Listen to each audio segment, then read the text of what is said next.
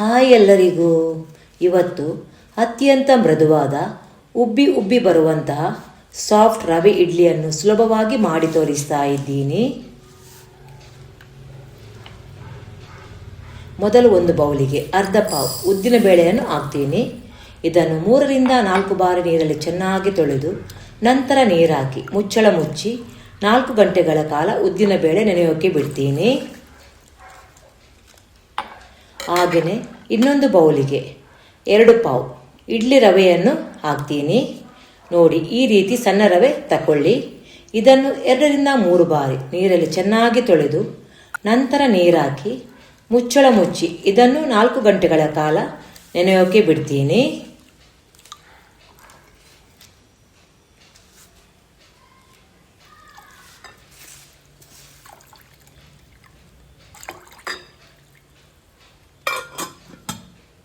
ನಂತರ ಸಣ್ಣ ಬೌಲಿಗೆ ಅರ್ಧ ಟೀ ಸ್ಪೂನ್ ಮೆಂತೆಯನ್ನು ನೀರಲ್ಲಿ ತೊಳೆದು ನಂತರ ನೀರು ಹಾಕಿ ಇದನ್ನು 4 ಗಂಟೆ ನೆನೆ ಹಾಕ್ತೀನಿ.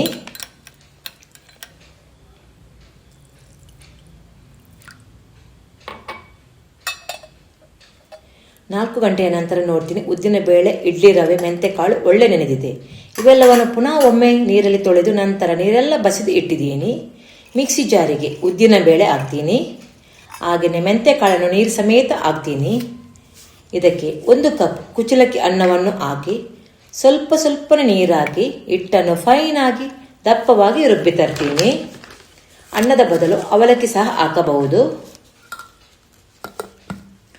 ನೋಡಿ, ಉದ್ದಿನ ಬೇಳೆ ಅನ್ನದ ಹಿಟ್ಟು ಫೈನಾಗಿ ರುಬ್ಬಿ ಆಗಿದೆ.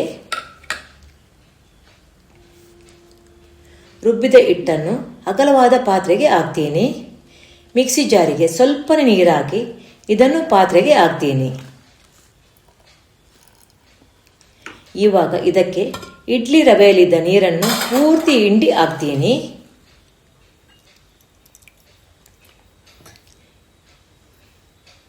ನೋಡಿ, ಎಲ್ಲ ರವೆಯನ್ನು ಹಿಂಡಿ ಹಾಕಿ ಆಯಿತು.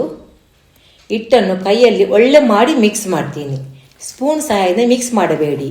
ಕೈಯಲ್ಲಿ ಇಟ್ಟು ಮಿಕ್ಸ್ ಮಾಡಿದರೆ ಇಡ್ಲಿ ಒಳ್ಳೆ ಸಾಫ್ಟಾಗಿ ಬರುತ್ತೆ, ರವೆನೂ ಅರಳುತ್ತೆ. ನೋಡಿ, ಇಡ್ಲಿ ಹಿಟ್ಟಿನ ಹದ ಇಷ್ಟು ಇರಬೇಕು, ಅಂದರೆ ಇಷ್ಟು ದಪ್ಪ ಇರಬೇಕು.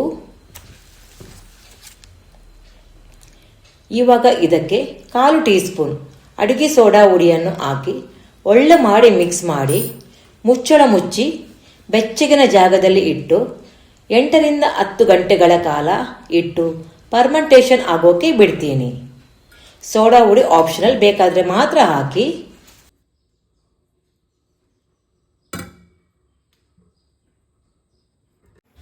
ಹತ್ತು ಗಂಟೆಯ ನಂತರ ನೋಡ್ತೀನಿ, ಹಿಟ್ಟು ಒಳ್ಳೆ ಮಾಡಿ ಒದಿಗಿ ಬಂದಿದೆ. ಇವಾಗ ಇದಕ್ಕೆ ರುಚಿಗೆ ತಕ್ಕಷ್ಟು ಉಪ್ಪನ್ನು ಹಾಕಿ ಹಿಟ್ಟನ್ನು ಒಳ್ಳೆ ಮಾಡಿ ಮಿಕ್ಸ್ ಮಾಡ್ತೀನಿ.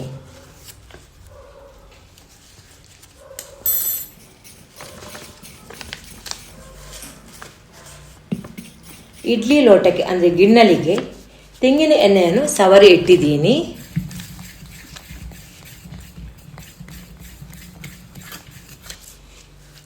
ಇದಕ್ಕೆ ಅರ್ಧದಷ್ಟು ಹಿಟ್ಟನ್ನು ಹಾಕ್ತೀನಿ.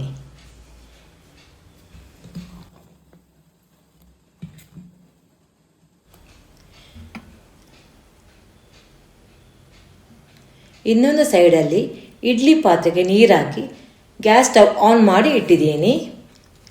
ನೀರು ಒಳ್ಳೆ ಕುದಿ ಬರ್ತಾ ಇದೆ.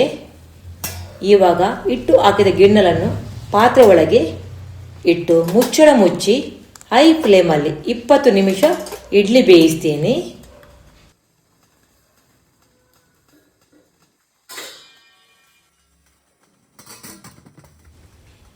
20 ನಿಮಿಷದ ನಂತರ ನೋಡ್ತೀನಿ, ಇಡ್ಲಿ ಒಳ್ಳೆ ಉಬ್ಬಿ ಬಂದಿದೆ, ಹಾಗೆಯೇ ಬೆಂದಿದೆ ಕೂಡ.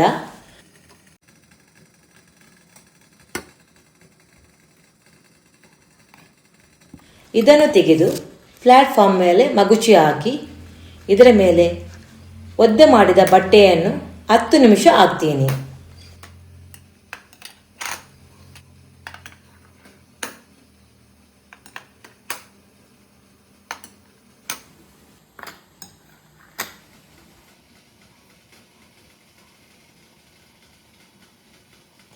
ಹತ್ತು ನಿಮಿಷ ಆಗಿದೆ. ಗಿಣ್ಣಲುಗಳು ತಣ್ಣಗಾಗಿವೆ.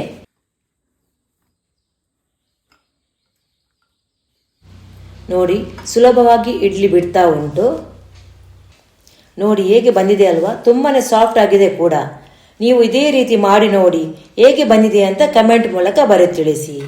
ನನ್ನ ಇವತ್ತಿನ ರವೆ ಇಡ್ಲಿ ರೆಸಿಪಿ ನಿಮಗೆ ಇಷ್ಟವಾದರೆ ಒಂದು ಲೈಕ್ ಕೊಡಿ. ಎಲ್ಲರಿಗೂ ಥ್ಯಾಂಕ್ ಯು ಫಾರ್ ವಾಚಿಂಗ್.